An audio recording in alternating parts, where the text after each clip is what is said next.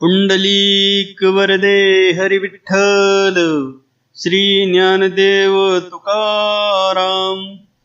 सर्व देवांच्या व भक्तांच्या नावाचा गजर करून सागावच्या शेतकऱ्यांनी हू म्हणून जेवायला सुरुवात केली. हातातोंडाची झटापट सुरू झाली. खिरीची बादली पंक्तीतून फिरू लागली आणि आमटीचे भुरके फरफरू लागले. लखुजी मान्यानं ते गावजेवण घातलं होतं, परंतु हे गावजेवण कसले याचा कुणालाच उलगडा होत नव्हता. हे जेवण त्यानं बकऱ्याच्या दिवसाचं घातलं होतं की स्वतःच्या दिवसाचं घातलं होतं हे काहीच कळत नव्हतं. कारण त्याच वेळी लखुमाने आपल्या तलवारीला सानेवार घासून धार आणत होता. त्या 300 उंबऱ्याच्या सागावात लखुमाने सर्वच बाबतीत श्रेष्ठ मानला जात होता. शिवारात अर्धी जमीन त्याची होती. डोंगरात त्याचं दांडगं कुरण होतं. सर्वात चांगला ऊस त्याचा होता. वारणीच्या खोऱ्यात मोठी मळी त्याची होती आणि गावात सर्वांपेक्षा उंच घरही त्याचंच होतं. तो 400 एकर जमिनीचा मालक होता. त्यानं आपली ती सारी जमीन वाट्यानं पैऱ्यानं दिली होती. तो दिसण्यातही दांडगा होता. त्याचं मस्तक रेड्याच्या मस्तकासारखं होतं आणि त्यावर टक्कल पडलं होतं. त्याचा चेहरा रेखीव होता. त्याच्या मिशा किल्लेदार होत्या आणि त्याचे डोळे पाणीदार होते. एखाद्या ढेपणीप्रमाणे त्याचं पोट पुढं आलं होतं आणि त्यावर केसाचं पीक माजलं होतं. त्याच्या टिरी कुंडाल्यासारख्या दिसत व त्याच्या तंगड्या बाभळाच्या खोडासारख्या भासत. तो कधीच अंगावर कपडे घालत नसे. लंगोटी, घोंगडं आणि पटका यावर तो 12 महिने काढी. फक्त सणावारा दिवशी तो धोतर नेसून पैरण घाली. त्याच्या वयानं आता 40 मागे टाकली होती, तरी त्याच्या अंगातील मेंढा कायम होता. एखाद्या पिळदार चराटाला मेंढा पडावा तसा त्याचा मेंढा होता, म्हणून लोक त्याला मेंढा माने म्हणत. लखुजीनं 10 वर्षापूर्वी आपलं लग्न केलं होतं, पण 15व्या दिवशीच त्याच्या बायकोनं नदीत उडी टाकून जीव दिला. तिनं जीव का दिला याचा उभ्या गावानं विचार केला, पण मान्यानं हुकाचू केली नाही. काही लोक मुद्दाम येऊन आपलेपणाने म्हणाले, आबा हे वंगाळ झालं. त्यावर माने सहजच म्हणाला, मग आता त्याला काय करायचंय, जाऊ द्या की. मस घेतली आणि मेली. पुढं काही दिवस लोटले आणि पुन्हा गावकरी म्हणू लागले, लखू आबा आता तुम्ही बायको करा बरं. त्यावर माने एकदम गंभीर होऊन म्हणाला, नका नका, आता बायकोचं नाव काढू नका. आपण पाण्यावानी पैसा खर्चून बायको करायची आणि 15व्या दिवशी सारच पाण्यात जायचं. त्यावर काही शहाण्या माणसांनी त्याला विचारलं, मग वंशाला दिवा नि या दौलतीला धनी कोण? त्यावर मान्यानं उत्तर दिलं, जीवात जीव हाय तवर खायचं आणि हापून मेल्यावर तिकडं कुत्री का खाईनात. आणि हा जबाब ऐकून लोकांची खात्री झाली की मान्याचा मेंढा कधीच निघायचा नाही. सुंब जळेल पण पीळ जाणार नाही. परंतु काहींना वाटले, काय करतोय, पुढं मागं हा एखादा दत्तक घेईल, झालं. परंतु एके दिवशी लखुमानेने एक धडकेचा मेंढाच आणून दावणीला बांधला. पुन्हा गावात चर्चा चालू झाली. लोक जमले. एका गावकऱ्यानं चेहऱ्यावर आश्चर्य दाखवीत विचारलं, आबा हे व काय, कुणाला तरी दत्तक घ्यायचं टाकून किंवा मेंढावं कशाला? यावर माने बेभानपणे म्हणाला, ह्योच माझा दत्तक. आव पर मेंढा का? गावकरी किंचाळला. माने गुरगुरला, माझ्या अंगात मेंढा आहे म्हणून.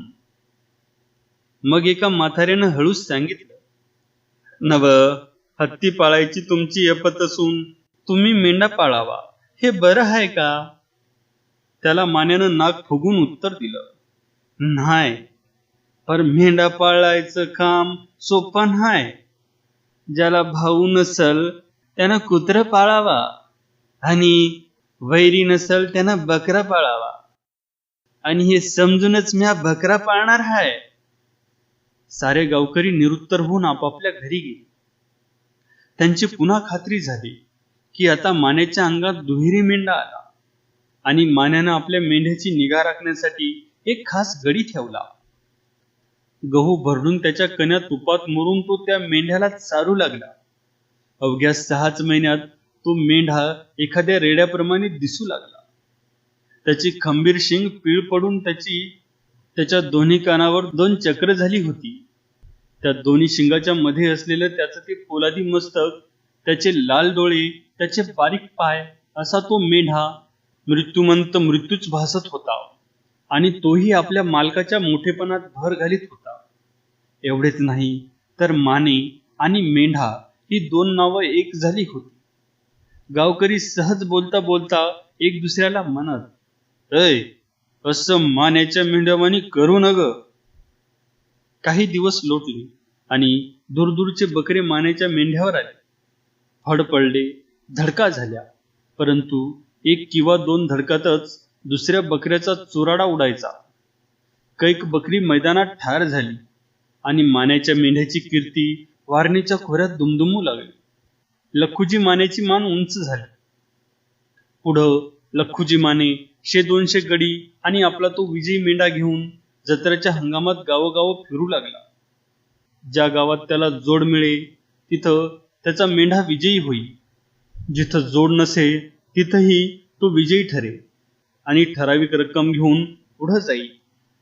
बकऱ्याला बकरा द्या, नाहीतर 25 रुपये द्या, असा मान्याचा खाक्या सुरू झाला. एकदा माने आपला तो दिग्विजय मेंढा घेऊन मानगावच्या जत्रेला गेला होता. त्यानं आपला मेंढा चावडीच्या खांबाला बांधून तो त्या गावच्या पाटलाची वाट पाहत बसला. पंढरी पाटील चावडीत आला.